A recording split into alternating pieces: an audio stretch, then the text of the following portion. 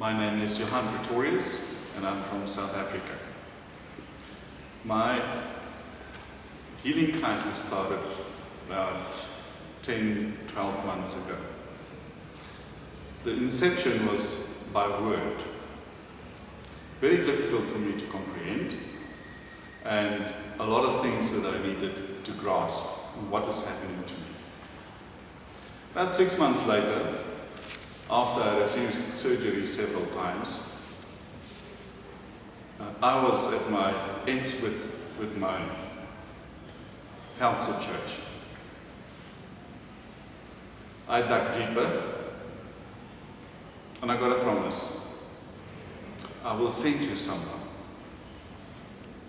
You're doing the correct thing wrongly.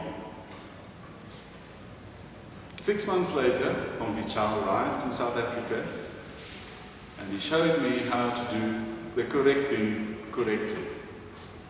I feel much better and there's a lot of work still ahead for me, but I'm looking forward, I'm enthusiastic, and a lot is done for me in the confirmation of who we are and that we are in control and responsible for who we are and where we are. Thank you.